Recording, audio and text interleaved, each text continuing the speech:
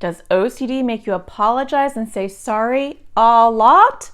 We're going to talk all about it. Stay tuned. That's what's up next.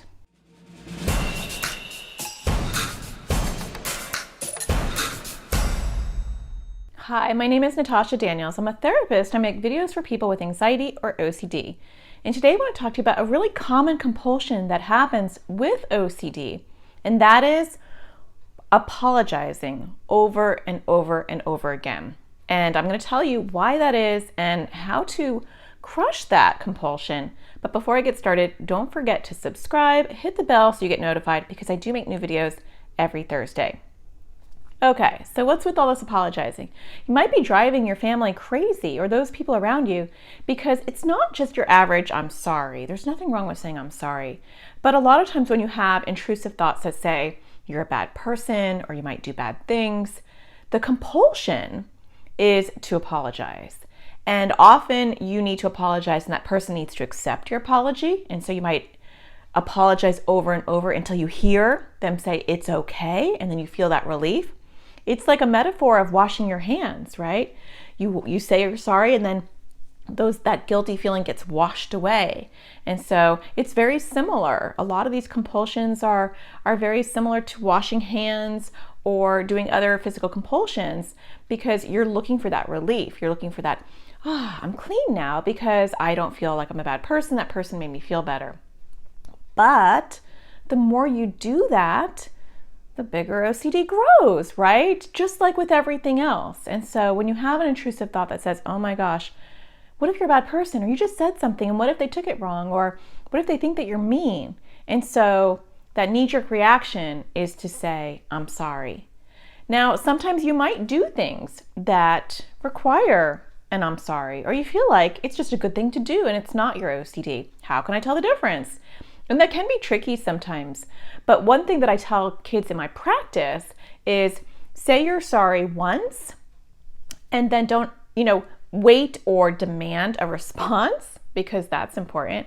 And two, do not say it again. And so even if it's not OCD, you can still just say it one time. And so reducing the amount of times you say you're sorry is a really good first step.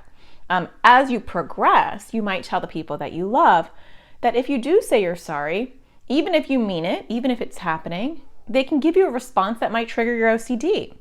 You might not be ready for that right now, but as you make progress and you take these small steps of reducing how many times you say you're sorry, reducing your expectation for people to say something back to you, then you can move into them saying something on purpose as an agreement that might increase OCD's stress. And when you do that, it's like going to the metaphorical OCD gym. You're building muscles and learning how to tolerate triggering your OCD on purpose so that you can handle any intrusive thoughts or feelings OCD wants to throw at you. And that is the key to overcoming OCD dominating your life, is to learn how to handle the intrusive thoughts and feelings that OCD throws at you without doing anything.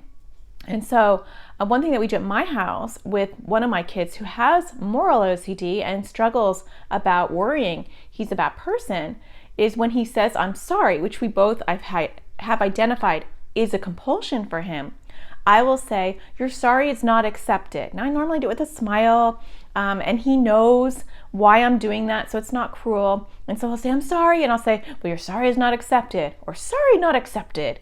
And we'll be funny and goofy around it, but I could tell he'll go, because it really triggers his OCD. But guess what? He stopped apologizing.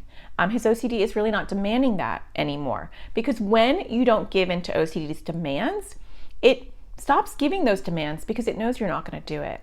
So start slowly. Find like a baby step that you can start with, whether that is just reducing your sorries, or take big steps and tell the people around you, if I say I'm sorry, give me this response, because my OCD won't like that. You are in charge of your own OCD. And because of that, you can tell people how to help you around you and not help OCD. And when they accept your apology or they say it's fine, they feed your OCD, and that inevitably winds up hurting you more. So I hope that you found this helpful. Don't forget to find the sparkle in everything you do, and I'll talk to you again next Thursday. Take care.